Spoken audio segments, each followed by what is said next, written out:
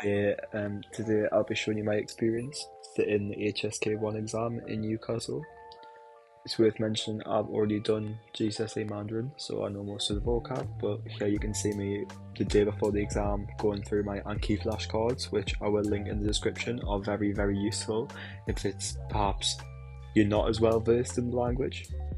Before sitting the exam, personally, I think the most important thing to do is probably check the admissions email.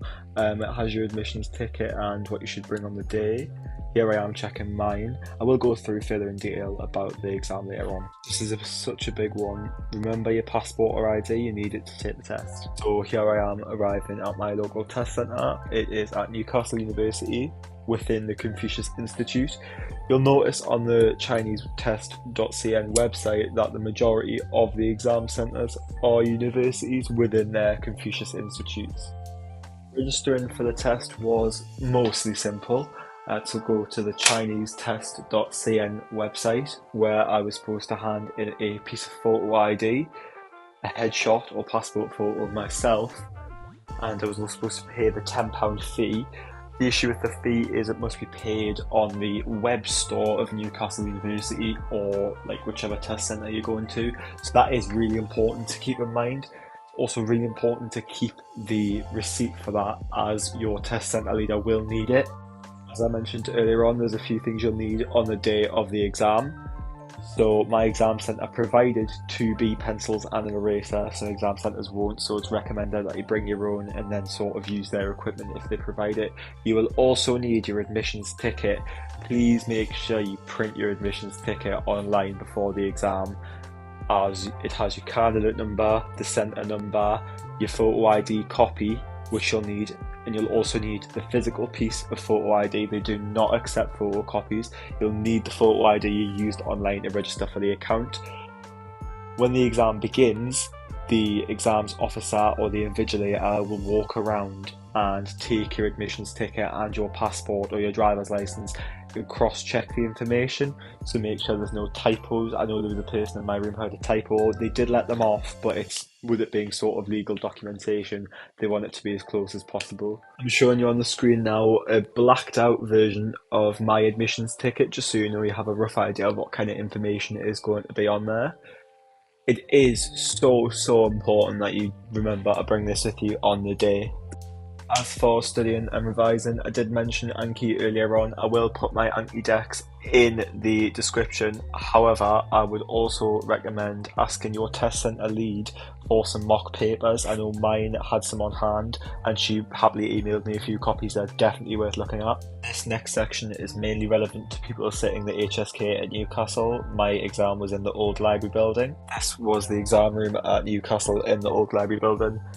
We got escorted into the building and out of the building by one of the staff, as it was a Saturday and the building was shut.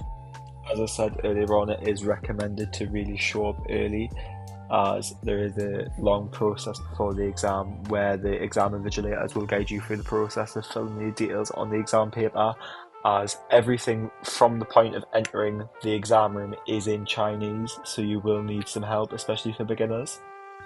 Essentially on the screen what I've got right now is the beginning of the answer sheet for the HSK paper, and you can see how none of it is written in English, so you will need some help filling that information in. As I said earlier, before the exam starts, your ID is all cross-checked and the equipment's given out. I've put the timings on screen, but essentially the way the exam works is there's a 15-minute listening section where the audio is played. There are 3 voices and each answer is repeated twice. Then there's a 3-minute break, which you just have to sit in your seat and check over your booklet, and then you have another 17-minute reading portion. Then the exam is finished, they come around and collect the papers.